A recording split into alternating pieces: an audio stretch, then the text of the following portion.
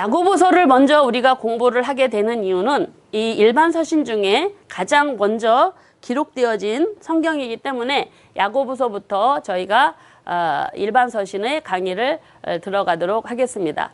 그 야고보서는 보통 보시면 핵심이 그 참된 믿음으로 시험을 이겨내라라고 하는 이 말씀이 바로 이제 그 핵심인데, 야고보서는 지금까지 신약 성경 중에 가장 오래되어진 논란이 있었던 책입니다. 여러분들이 잘 아시겠지만 야고보서 2장 14절부터 26절에 행함을 강조하는 말씀이 바울 서신의 로마서 또 갈라디아서에 기록되어진 죄인이 믿음으로만 의롭다함을 받는다라는 가르침과 상충된다라는 그런 내용 때문에 굉장히 논란이 되어 왔던 책입니다. 그러나 우리가 이것을 좀 이어서 생각하면 되시겠습니다. 그래서 율법을 행함으로 구원받는다라고 말하는 율법주의자들의 그 믿음이 반대되어지는 것을 강조한 내용이 바울 서신의 믿음으로 얻는 구원을 이야기하는 것이라면, 야고보서는 당시 박해를 통해서 예루살렘에 살던 유대 땅에 살던 그리스도인들이 박해와 기근이라고 하는 그런 환경을 벗어나서 다른 지역으로 옮겨가 사는 속에서 당하는 그런 어려움을 어떻게 살아내야 되는가 하는 부분을 강조하기 위해서 기록되어졌기 때문에 야고보서와 바울 서신에 강조하는 믿음으로 인한 구원과 야고보서의 믿음은 행함과 같이 간다라고 하는 이 내용은 서로 상반되는 내용이 아니라, 믿음이 있는 사람이라면 상황이 어려워지고 성도 간의 사랑이 식어진 상황 속에서 그 믿음을 보이며 사는 것이 참 믿음이다라는 걸 가르쳐주고 있기 때문에 이 두 바울 서신과 야고보서는 상반되어지는 내용이 아니다라는 걸 여러분 먼저 도입 부분의 말씀을 드리면서 이제 야고보서 들어가도록 하겠습니다. 야고보서의 책 이름은 헬라어로 야고보의 서신이라는 뜻입니다. 그리고 기록자는 1장 1절에 보면 예수님의 형제 야고보로 그렇게 전통적으로 보고 있습니다. 이 야고보 장로께서는 예루살렘 공회의 회의를 주도하셨고 49년에, 그리고 바울 사도께서 3차 전도 여정이 끝나고 그 연보를 예루살렘 교회에 갖다 줄 때 전달을 할 때 사도 바울에게 정결례를 하라고 요청하면서 예루살렘 교회를 다스렸던 그런 교회 지도자셨습니다. 이분은 62년에 순교하십니다. 그리고 이 야고보가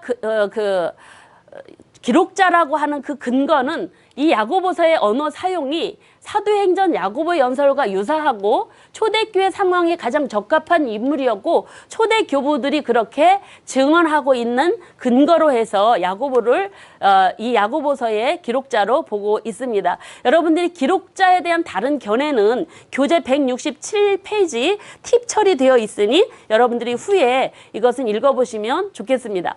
그리고 수신자를 보시면 1장 1절 문안인사에 나오는데요. 불특정 다수, 흩어진 12지파가 바로 수신자입니다. 그러면 이 12지파는 누구였느냐? 흩어져 있는 12지파는 한때 예루살렘 교회 성도였던 사람들이었는데, 이 예루살렘과 유다 땅을 또는 레반트 지역을 떠나서 멀리 이방 지역으로 흩어져 있는 예수님을 믿는 유대인 그리스도인들이라고 보시면 되겠고, 그런데 그거 근거만이 아니라 또 2장 1절에 보면 주 예수 그리스도를 믿는 믿음을 가진 믿음을 너희가 가졌으니 라고 하는 근거 구절을 통해서 야고보서의 수신자는 또 헬라파 그리스도인들이 대상이다 라고 보실 수가 있겠습니다.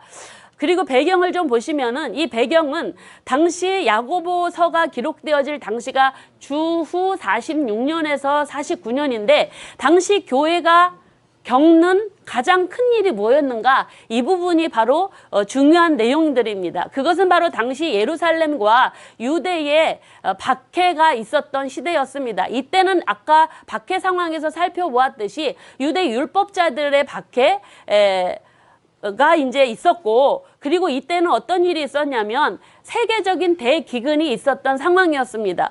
이 기근은요, 로마 제국 재정에 어려움을 줄 정도로 그렇게 심각한 정도였다고 합니다. 그러니 46년에 있었던 이 대기근은요, 예루살렘과 유대 지역에 가장 큰 영향을 끼쳤기 때문에 이때 많은 사람이 굶어 죽고 교회에도 큰 시련이었다라고 그렇게 보고 있습니다. 그래서 이때는 바리새인들에 의해서 주도되어진 박해, 또 44년 이후에는 헤롯 아그리빠의 박해에 의해서 야고보 사도가 예수님의 요한의 형제인 야고보가 순교를 당하는 그런 일들이 이때 이제 일어나는 배경의 모습이라고 보시면 되겠고, 그래서 야고보서의 배경은 두 가지입니다. 박해와 이 대기근이라고 하는 그런 고난 중에 기록되어졌다라고 보시면 되겠습니다. 그래서 사실은 이 기근이 있었다라는 것은요, 생계가 위협을 당하는 그런 시대였었습니다.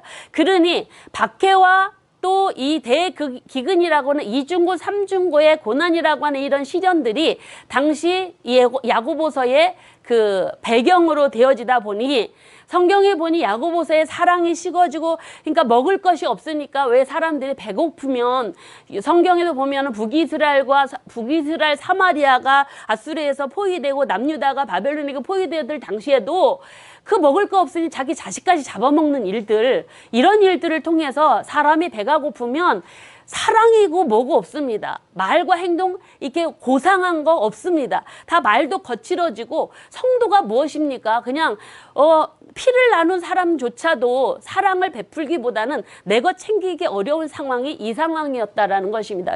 성도의 교제가 단절되고 말과 행동이 교회 안에서 거칠어지고 사랑이 식어지고, 그러다 보니까 교회 안에서는 피치 못할 차별이 일어나는 것입니다. 부자들은 교회에서 환영하고 가난한 사람들은 배척하는 일들이 교회 안에 있었기 때문에 야고보서는 이런 배경 아래서 기록되어진 모습 속에서 우리가 야고보서 내용을 들어가면, 그래서 차별하지 말고 너희들이 진짜 믿음이 있노라면 사랑의 실천으로 믿음을 보이라 라고 하는 그런 말씀들을 주시고 있는 것입니다. 그래서 배경이, 야고보서의 배경이 이러한 상황 속에 라는 것들을 여러분들이 좀 보시면 되겠고, 그리고 기록연대는 그래서 아까 계속 말씀드렸듯 주후 46년에서 49년경으로 그렇게 보고 있습니다. 그래서 이때 이방인 왜 이런 근거를 두느냐? 이 야고보서에는 이방인 그리스도인들의 언급이나 이방인 그리스도인과 유대인들과의 관계의 언급이 없기 때문에 이 시대로 보고 있고요. 그리고 예수님에 대한 가르침의 암시가 있지만 복음서와 언어적 일치가 안 된 것으로 보아서 바로 복음서 기록 연대보다 앞선 것으로 그렇게 보고 있습니다. 그리고 세 번째로 2장 2절에 보면 교회라고 하는 용어 대신에 회당, 시나고게라고 하는 단어를 사용해서 아직 교회 조직이 발전되지 않은 시기로 그렇게 근거로 해서 46년, 49년경으로 보고 있고요. 그리고 예루살렘 공의회가 49년에 일어나는데 사도행전 15장에 보시면, 근데 이 공의회와 관련되어진 문제가 언급되어지지 않는 점들을 통해서 이 야고보서는 주후 46년에서 49년경에 기록되었다고 그렇게 보고 있습니다. 그러면 이 야고보서가 왜 기록되었는가? 기록 목적을 좀 보시면 첫 번째로 당시 박해와 기근이라고 하는 환난과 시험을 당하는 그리스도인들에게 그 고난을 인내하라고 격려하기 위해서 기록되었다는 것입니다. 그리고 두 번째 기록 목적은 믿음과 함께 가는 행함의 중요성을 강조하기 위해서 기록되어졌습니다. 진정한 믿음은 마음으로만 믿는 것이 아니라 헐벗고 가난한 사람이 있으면 너희 것을 나누며 먹을 것을 주며 그러면서 신앙을 가지고 공동체를 이루어라라고 하는 것입니다. 그리고 세 번째로 기록 목적은 성도로서 부끄럽지 않도록 사랑의 관계 회복과 그것을 실천함으로 믿음을 나타내기를 권고하기 위해서 기록되었다라고 보시면 되겠습니다. 첫 절과 끝절의 내용을 보시면 문안 인사로 시작되어집니다. 박해와 기근으로 인해 흩어진 12지파에게 문안하노라 라고 시작하면서, 근데 그 내용은 여러 시련을 당하고 있죠. 박해와 기근이라고 하는 그 가운데서도 하나님께 소망을 두고 그 고난을 인내하도록 격려하면서 믿음과 행함의 중요성을 강조하는 내용들이 본 내용에 들어 있습니다. 그리고 마지막 절은 형제 중에 미혹되어 진리를 떠난 죄인을 그릇된 길에서 떠나게 한 자가 그 영혼을 사망에서 구원한 것이고 많은 죄도 덮을 것이라고 그렇게 이야기를 합니다. 어쩌면 이런 어려움, 이중고 삼중고의 영향 속에서 아마 교회를 떠난 이들도 있지 않을까 싶습니다. 그래서 그들을 하나님께로 돌아오게, 어쩌면 사랑의 실천을 통해서 그들을 돌아오게 하는 그 일들을 이렇게 마지막으로 권고하면서 야고보서가 마무리 짓는 것으로 말씀드리겠습니다. 그리고 전체 보기를 좀 표를 보시면 이 야고보서는 5장입니다. 5장이기 때문에 5분 동안 읽을 수 있답니다. 그러니까 한 장에 1분? 그래서 이 5장은 크게 세 부분으로 나눕니다. 1장에는 시험에 대처하는 개인의 바른 자세입니다. 그리고 시험에 대처하는 공동체의 바른 자세는 2장부터 4장. 그리고 마지막 권고가 5장으로 그렇게 세 부분으로 나눠서 볼 수가 있습니다. 좀 자세히 보기는 시험에 대처하는 개인의 바른 자세로는 시험을 참고 견뎌라. 그리고 듣고 행하라. 그리고 공동체의 바른 자세로는 차별 말고 믿음을 증명하고 혀를 다스려라. 말이 독해지니까 힘들면. 그리고 지혜롭게 행해라. 그리고 세상과 벗하지 말아라 라는 세 내용으로 이렇게 말씀드릴 수 있고, 마지막 경고는 이중고 삼중고의 고난을 인내와 기도로 승리하라 라고 하는 권고의 말씀으로 이 전체 보기를 말씀드릴 수 있고, 야고보서의 핵심은 바로 참된 믿음으로 시험을 이겨내라, 이 말씀이 핵심이라고 볼 수가 있습니다. 내용을 좀 자세히 들어가면 먼저 시험을 참고 견디라고 하는 1장의 말씀을 보면, 먼저 야고보 사도는 이제 전형적인 서신 형식으로 하나님과 주 예수 그리스도의 종 야고보가 흩어져 있는 12지파에게 문안 인사하는 것으로 시작되어집니다. 그런데 야고보 사도는 당시 예루살렘 교회의 대표였습니다. 담임 목사님, 장로 호칭을 가진 담임 목사님. 근데 당신을 사도 바울처럼 하나님과 예수 그리스도의 종이다 그렇게 표현을 하면서 문안 인사를 하는 걸 볼 수가 있고, 특히 이 1장에 흩어져 있는 12지파는 당시 이제 수신자들을 의미하겠죠. 예루살렘 교회를 떠나서 유대와 사마리아와 가나안 주변 지역으로 흩어진 교회 공동체들이라고 볼 수가 있습니다. 그리고 나서 이제 야고보서는 편지 형식으로 처음은 시작하는데, 본론에 가서는 본론 다음에 끝임사가 없이 설교로 그냥 맞춰집니다. 히브리서와 반대라고 보시면 됩니다. 그래서 히브리서는 인사 없이 본문 얘기하고 이제 마무리 인사하고, 그래서 이런 모습들이 이제 일반 서신의 특징들로 나타나는 모습이라고 보시면 되겠고요. 그러면 이 두 번째로 당시 교회가 직면한 시험이 뭐냐, 이 부분에 대해서 말씀을 드리면, 당시 앞에서 말씀드렸듯이 당시 이 야고보 사도가 편지를 보낸 수신자들이 당하는 이 시험은 여러 가지 시험을 당한다고 이 1장 2절에 보니까, 내 형제들아 너희가 여러 가지 시험을 당한 것은 온전히 기쁘게 여기라 그렇게 말씀하고 있습니다.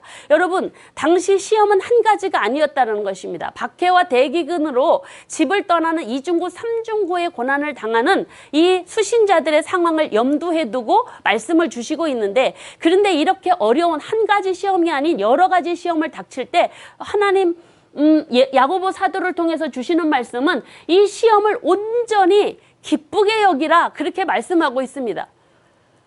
성도들이 개인적으로 바른 신앙을 갖기 위해서는 어려운 시험들이 여러 개가 겹치고 와도 그걸 온전히 여기라는 것입니다. 왜?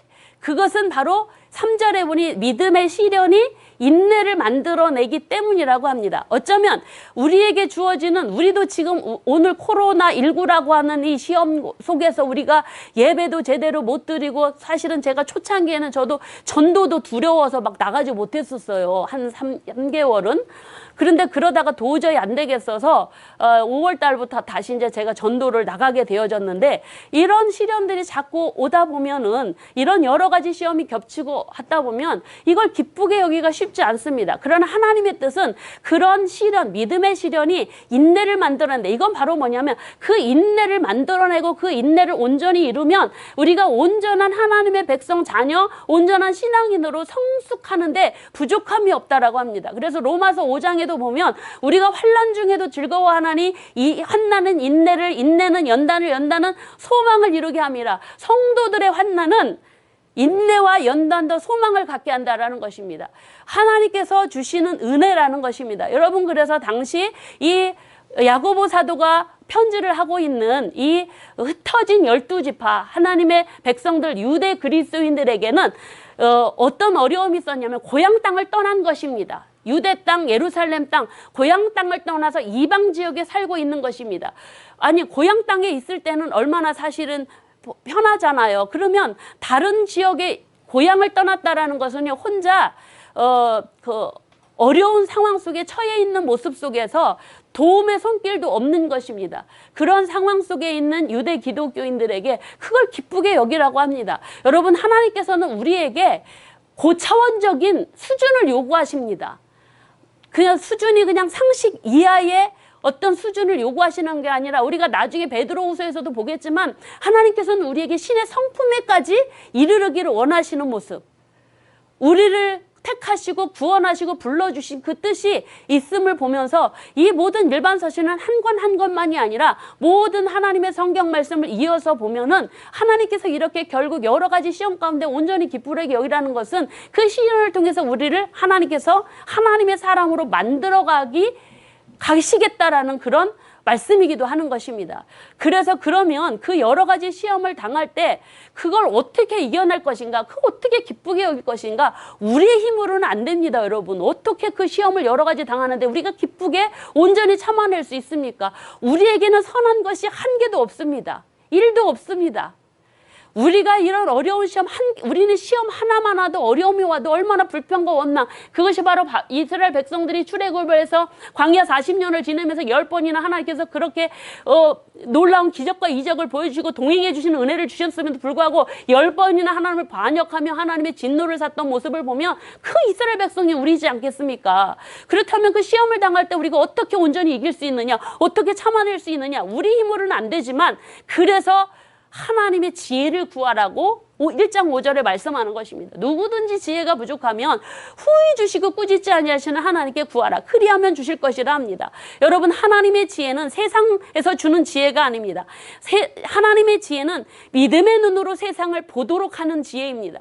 여러분, 이 지혜가 부족할 때 하나님께 부탁을 드리고 하나님께 요청을 해서 기도를 드리면 우리 하나님께서 그 여러 가지 시험 중에 이 시험은 나를 망하게 하는 게 아니라 하나님께서 나를 하나님의 사람으로 온전히 만들어 가시는 과정이구나, 이걸 깨닫게 하셔서 우리로 하여금 인내할 수 있도록 힘을 주신다, 이 말입니다. 그래서 이 지혜가 하나님께 시험을 이길 수 있는 지혜가 부족한 하나님께 지혜를 구하라 라는 말씀을 주시고 있고, 또 부한 자들을 위해서 어떻게 살아야 되는지를 말씀하고 있습니다. 여러분, 낮은 자와 부한 자, 교회 안에는 여러 계층의 사람들이 옵니다. 당시 대기근으로 인하여 주객이 전도되어졌습니다. 고향 땅을 떠난 유대파 그리스도인들은 타향살이를 하는 것입니다. 이중고 삼중고의 고난 이만저만이 아닙니다. 먹을 것도 없습니다. 그런데 교회 공동체 안에 가진 자는 최고이고 없는 자는 비참하죠. 여러 부류가 있다 보니까. 그러나 여러분, 우리가 하나님의 지혜를 가지고 하나님의 뜻을 알면 많이 가졌다고 최고가 아니요, 없다고 불쌍한 것도 비참한 것도 아니다라는 것을 깨닫게 되는 것입니다. 그래서 하나님의 지혜는 우리로 하여금 하나님의 기준과 사람의 기준이 무언가를 알게 하고, 결국은 하나님의 지혜를 얻은 자는 여러분, 부하다고 부러워하지 않고 가난한 자가 가난하다고 비굴하지도 않는다라는 것입니다. 그래서 부를 향한 자세는 이렇게 살라는 것입니다. 하나님의 지혜를 얻은 자는 현재 가난하다고 비굴해지도 말고 좌절하지도 말라는 것입니다. 조금 부하다고 또 교만하지도 말라는 것입니다. 왜냐하면 10절 말씀, 그가 풀의 꽃과 같이 지나갑니다 라고 말씀. 그 부가 지금은 당장 내 모습을 완벽하게 채워줄 것 같지만 여러분, 풀의 꽃, 그냥 꽃은요 며칠 가지 않습니다. 생화. 그와 같이 일시적인 것이라는 것입니다. 그것 때문에 형제들을 판단하고 죄 짓는 일, 교회 공동체를 무너뜨리는 일 하지 말라고 말씀하십니다. 그리고 또한 이 박해와 기근이라고 하는 여러 시험들이 이렇게 오게 되면 어떻게 그 일을 이루어갈 것인가. 근데 때로 시험이 욕심에서 오는 것도 있다라는 것을 말씀합니다, 여러분. 박해와 기근이라고 하는 여러 시험이 올 때, 그런데 이 12절 보니까 여러 시험이 올 때 이 시험을 참는 자가 복이 있다 말씀하시며 그 견딘 자는 생명의 면류관 하나님이 주신다고 말씀하십니다. 그런데 이 시험을 받을 때 주의하라는 것입니다. 그 시험이 하나님이 나한테 왜 이렇게 어려움을 주시는가, 이렇게 말하지 말라는 것입니다. 하나님께서는 악을 시험도 하지 않으시고 아무도 친히 시험하시지 않으시는 분이라는, 이걸 착각하지 말라는 것입니다. 우리가 당하는 시험과 고난은 하나님께서 주시는 거 아니라 우리의 욕심에서 올 수 있는 것이다라는 걸 이야기하고 있는 것입니다. 그래서 우리에게 시험이 오는 것을 보면 하나님 주시는 것처럼 보이지만 실상은 욕심, 각자의 욕심을 쫓아서 생기는 경우가 있기 때문에 그걸 조심하라는 것입니다. 그래서 지혜롭게 각자의 욕심의 근원에서 오는 시험인지, 아니면 하나님께서 그런 상황 속에서, 아니면 외부적인 고난 속에서 오는 것인지, 이런 것들을 잘 분별해서 지혜롭게 행하라는 것입니다. 그렇게 하면 빛 대신 하나님께서 좋은 은사와 선물을 주신다라고 하십니다. 그리고 또한 이제 이 욕심에서 오는 시험과 연관을 해서 각 사람이 오는 것, 이 시험을 받는 것은 그 미혹되어진 욕심 때문이기 때문에 이걸 다 미혹된 욕심, 우리 안에 있는 욕심들을 없애는 것이 중요하고, 그리고 또한 두 번째로 하나님의 말씀을 듣고 행하는 자가 되라는 교훈의 말씀을 주시고 있습니다. 여기에서 말씀은 속히 하고 말하기는 더디하며 성내기도 더디하라라고 1장 19절로 21절에 말씀하고 있습니다. 하나님의 말씀은 우리의 영혼을 구원하는 능력이 있고 정욕이나 욕심을 제어하고 우리로 하여금 의로운 삶을 살게 하는 힘이 있습니다. 그래서 성도는 항상 하나님의 말씀을 듣는 일에는 속히 하고 말할 때나 성내는 것은 더디하면서 하나님의 능력의 말씀을 온유함으로 받으며 살아야 되는 것이 개인으로 시험을 당하는 개인의 성도의 자세이다라는 걸 말씀해 주시고 있습니다. 그리고 또한 말씀을 듣고 행함에 있어서 1장 12절에 보면 그 행하는 일이 복을 받으리라라는 말씀이 있습니다. 말씀을 듣고 행하는 자는, 그 말씀을 듣기만 하고 행하지 않는 자는 자신을 속이는 자라고 이야기합니다. 그래서 하나님의 말씀을 듣고 실천하는 자가 그 행한 일에 있어서 복이 있다라고 1장 25절에 말씀하고 있는데, 여러분 교재를 보시면은 그 교집합 나와 있는 그림이 172페이지 있습니다. 이 부분은 무엇을 우리에게 설명을 해주고 있는가 하면은, 믿음이라고 하는 것이 바로 무엇이라고 이야기하느냐, 믿음과 행함은 따로 나누어진 것이 아니라는 것입니다. 야고보서에 강조하는 것은 믿음과 행함은 바로 하나님의 말씀을 듣는 것, 순종하는 것, 믿는 것, 이 쉐마라고 하는 단어와 관련되어 있다는 것입니다. 이스라엘아 들으라, 우리가 잘 알고 있는 신명기서 6장 말씀, 그 쉐마는 무슨 뜻이냐? 들으라, 믿어라, 순종하라, 행하라, 이런 의미가 담겨져 있다는 것입니다. 그래서 야고보서의 믿음이란 행동하는 믿음이다라는 걸 얘기해 줍니다. 믿음은 많이 아는 것이고 그 아는 만큼 행동하는 것입니다. 그게 믿음이라고 이야기하고 있는 것입니다. 여러분, 그와 관련되어진 자세한 내용들은 여러분 교재를 참고해서 좀 자세히 읽어보시면 좋겠습니다.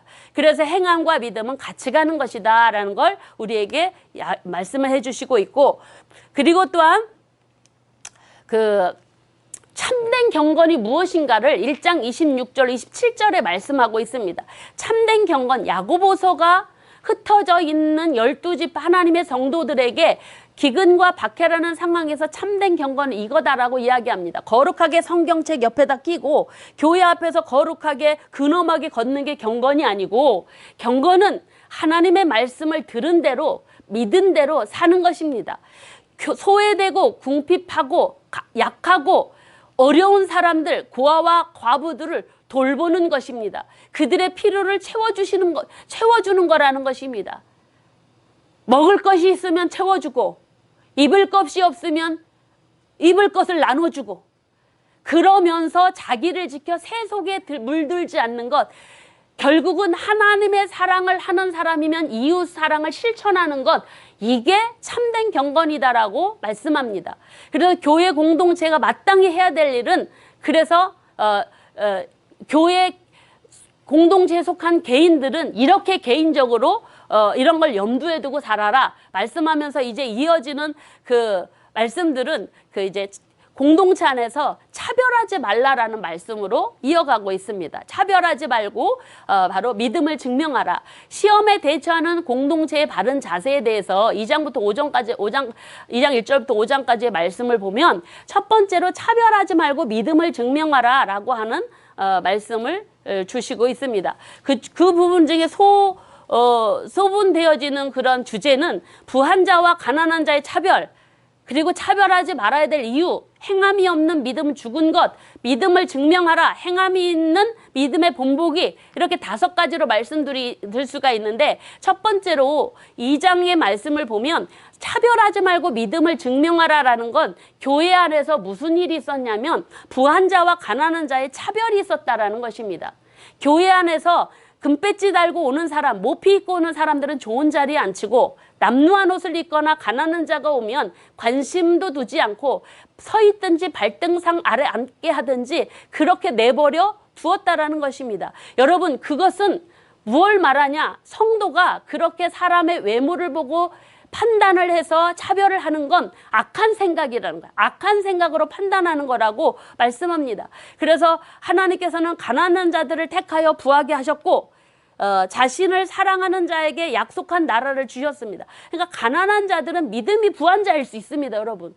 물질적으로 가난하다고 그래서 다 믿음도 가난하지 않습니다. 반면에 부자들은 믿음을 갖기가 어려울 수도 있다는 것입니다. 그러므로 우리는 외적 조건으로 사람을 교회 공동체에서 판단하거나 차별하면 안 된다라는 걸 교회 공동체의 생활에서 바른 자세이다라는 걸 말씀해 주시고 있고, 그렇다면 왜 이렇게 차별을 하지 말아라고 하느냐? 2장 14절로 17절에서 뭐라고 말씀하시냐면, 부한 자는 대접받고 가난한 자는 차별받는 거, 이거는 세상의 이치입니다. 그러나 교회는 믿음의 공동체입니다. 차별해서는 안 되는데, 이것은 바로 왜 차별하지 말면 되느냐? 이것은 율법 전체를 어기는 일이기 때문에. 그러나 그것은 하나님의 심판을 면할 수 없는 일이기 때문에 차별하는 것을 하지 말라는 것입니다. 여러분, 우리는 교회 안에서 사람을 차별하는 걸 너무 가볍게 여기잖아요. 근데 이것이 하나님의 심판을 면할 수 없는 죄라는 걸 많은 사람들은 마음에 염두해 주지 않는 경우들이 많이 있는 것 같습니다.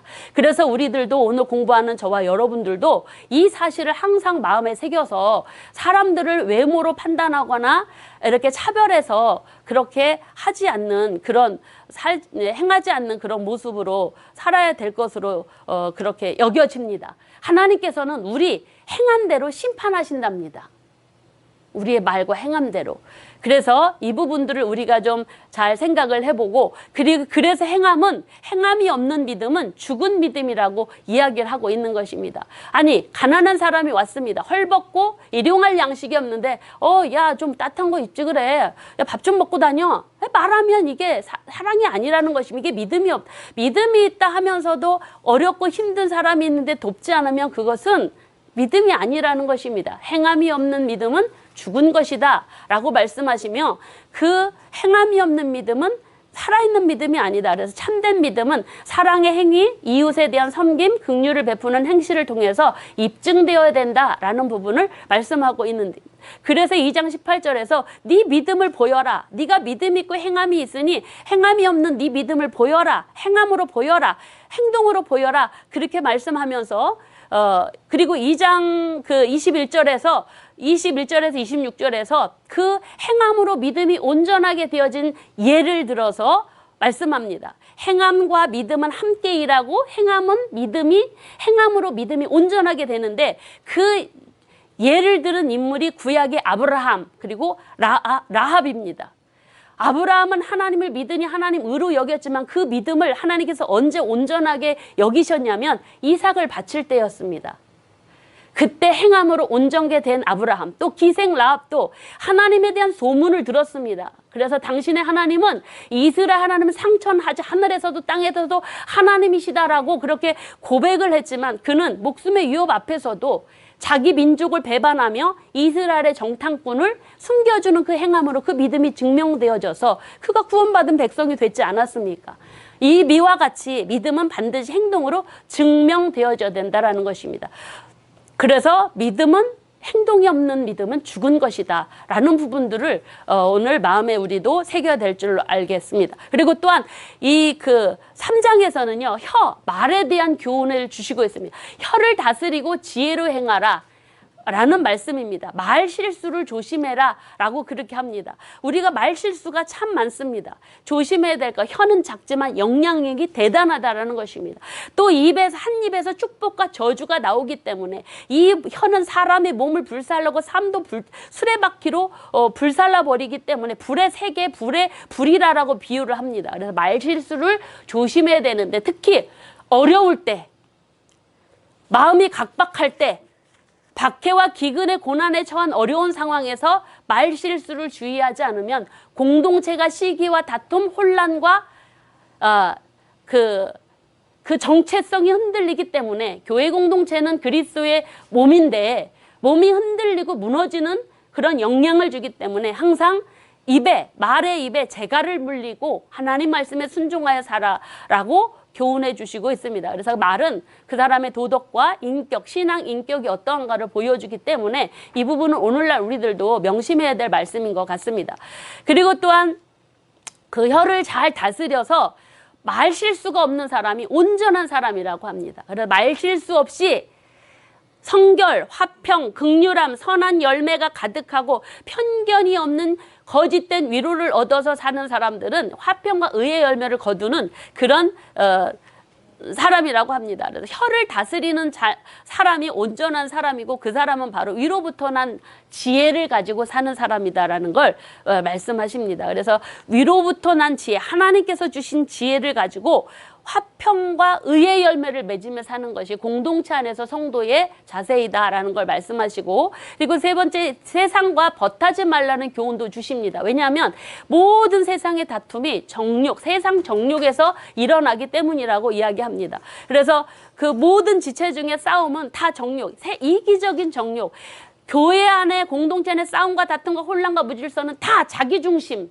이기적인 욕심에서 오는 것이다 라는 걸 이야기하면서 공동체를 다툼으로 이끌어 혼란을 하고 무질서하는 이러한 것들 조심해서 성도들은 항상 교회 공동체를 무너뜨리는 이런 정욕을 멀리해라 라는 말씀들을 주시고 있고, 그리고 세상과 벗되면 하나님과 원수가 된다라는 말씀도 주십니다. 그래서 그 세상 정욕을 따르는 건 곧 하나님과 친구가 될 수 없다라는 것입니다. 하나님의 원수라고 합니다. 그래서 항상 하나님을 가까이 하고 그러면 하나님께서 또 가까이 하신다라고 그렇게 말씀하고 있습니다. 그러면서 죄인들은 자신을 성결하게 하여 성결한 마음을 품어서 그렇게 살아야 되고, 하나님께서는 교만한 자를 물리치시기 때문에 항상 겸손한 자를 높여주시기 때문에 하나님을 가까이해서 겸손하게 하나님께 가까이 하는 삶을 살 때 우리 하나님께서 교회 공동체를 바르게 세워나가고, 그래서 그 일을 통해서 우리도 높여주시는 은혜를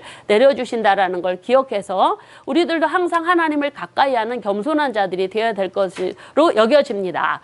그리고 또 형제를 판단하지 말라라는 말씀합니다. 교회 공동체는 다른 사람을 비방하면 안 됩니다. 왜냐하면 다른 사람을 판단하는 것, 이거 비방한다라는 걸 판단하는 것입니다. 그것은 바로 율법의 준행자가 우리 재판관이 나라고 여기는 것입니다. 그러나 성경 하나님께서는 우리를 판단하고 우리를 비방할 수 있는 자격은 오직 하나님 한 분이라는 것입니다. 우리는 이웃을 판단하는 그런 오류를 범하는 자가 아니라 겸손하게 주의 형제를 사랑하는 자가 되어야 된다라고 그렇게 말씀하고 있습니다. 그리고 또한 그 헛된 자랑을 하지 말아라. 사업상 교회 안에서 자기 사업 자랑하면서 교회 공동체를 이익을 따라 살도록 교회 공동체를 선동하는 이런 일들을 하지 말라고 오직 하나님의 뜻을 따라 살라라는 말씀을 주시고 있습니다. 그래서 성도는 기회에 있을 때마다 선을 행하고 항상 하나님께 겸손히 복종하는 삶을 따라서 사는 것이 교회 공동체 내에 있는 성도에게 합당한 삶이다라는 것을 말씀해 주시고 있습니다. 그리고 마지막으로 인내와 기도로서 승리하라는 말씀을 5장에서 주시고 있는데, 여기에서 또 악한 부자에 대한 경고를 주시는 말씀이 5장 1절로 6절의 말씀입니다. 여기에는 약한 자를 괴롭히는 악한 부자에 대한 경고의 말씀입니다. 악한 부자들은 일꾼에게 일시키고 임금을 띄어먹는 사람들. 그들은 그걸로 자기들은 사치와 방종을 일삼으며 그렇게 일한 사람 임금도 안 주고 재물도 베풀지 않고 자기 배만 불리는 그런 사람을 악한 부자라고 이야기하는데, 그들에게 임할 고통을 인하여 통곡하라는 말씀을 주시고 있습니다. 그래서 하나님께서는 왜냐하면 연약한 자의 부르짖음을 듣고 계시기 때문입니다. 그래서 악한 부자는 항상 하나님의 심판과 재앙이 예비되어 있음을 여기에서 경고를 하면서 성도는 그렇게 살면 안 된다라는 걸 우리에게 말씀해 주시고 있습니다. 그리고 또한 그 성도들은 오래 참고 마음을 굳게 하며 살아야 되는 말씀합니다. 이중고 삼중고의 박해와 기근이라고 하는 또 고향 땅을 떠나는 삶의 현장 속에 인내와 오래 참음으로 삶을 살아라는 것입니다. 여러분, 우리는 누구나 고난받기 싫어합니다. 박해도 오지 않기를 원합니다. 그러나 그 고난과 박해 속에서도 낙심하지 말라고 합니다. 농부가 귀한 열매를 바라고 봄에 씨앗을 뿌리고 여름에 그 땡볕에 나가서 풀을 메고 하면서 하는 모든 것들은 다 참는 것입니다. 열매를 바라보면서. 그러므로 인내하는 자가 복이 있다라고 말씀합니다. 욥의 인내를 들어서 말씀하시는데, 성도들이 지금 이중고 삼중고의 고난 속에 그 고난을 오래 참음으로 본을 보이신 예수 그리스도와 선지자들을 바라보며 믿음을 지키고 끝까지 인내하라고 그렇게 여기에서 말씀하고 있습니다. 고난을 나를 비사이로 막가처럼 비켜가겠지라고 하지 말고, 성경은 그 고난을 참고 인내하면 하나님께서 열매를 맺히게 하실 때가 있다라는 걸 말씀해 주시기 때문에 바로 우리는 이 말씀도 명심해야 될 것으로 여겨집니다. 그리고 또한 5장 12절에 보면 맹세도 하지 말아라. 고난 중에 믿음으로 기대하라. 함부로 맹세하지 말고 고난 중에 믿음으로 기도하라고 말씀하십니다. 고난당하는 자는 기도하라고 합니다. 즐거워하는 자는 찬송하라고 합니다. 병든 자는 교회 장로들을 청하여 주의 이름으로 기름을 바르며 기도하라는 것입니다. 왜냐하면 믿음의 기도는 병든 자를 일으키고 혹 죄를 범하였을지라도 사하심을 받기 때문이라고 말씀합니다. 의인의 간구는 역사하는 힘이 크미니라.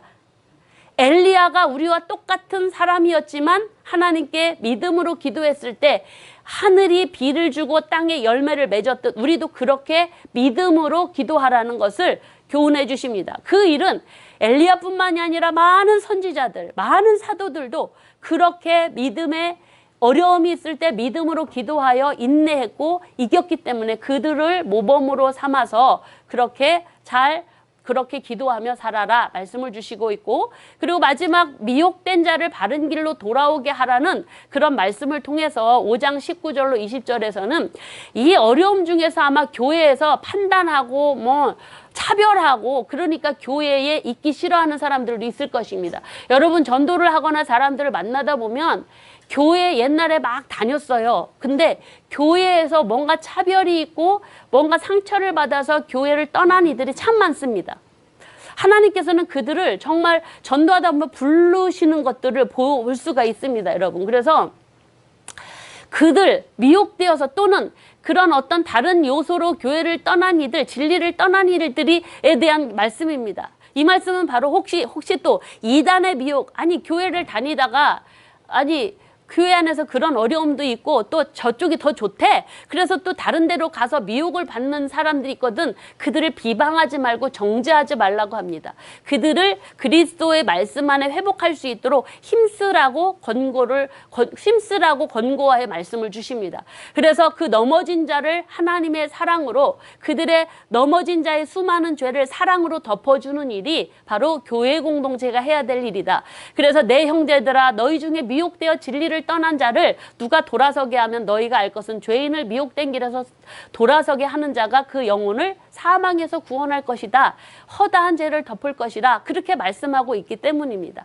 그래서 교회 공동체 안에서 환난, 박해와 기근과 또 고향을 떠난 이 여러 이중구 삼중구의 고난 중에 개인이 명심해야 될, 교회 공동체를 세워야 될 성도들이 교회 안에서 어떻게 행동하고 믿음이 있는 자가 행해야 되는지에 대해서 교훈해 주시는 이 야고보서를 통해서 우리는 말로만이 믿는 것이 아니라 행함으로 하나님의 믿음을 보여주고 의를 실천하고 형제 사랑을 실생활에서 실천할 때 그 믿음만이, 행동하는 믿음만이 참 온전한 믿음이다라는 것들을 우리가 명심을 해서 저와 여러분들로 입술만 주여 주여 하는 자가 아니라 우리의 삶의 현장에서 하나님 말씀대로 어떤 어려움이 와도 인내하고 기도하며, 그리고 그 어려움 중에 있는 이웃들을 돌보면서 사랑을 실천하며 살아가는 우리 모두가 되기를 소망하면서 야고보서 강의를 마치도록 하겠습니다.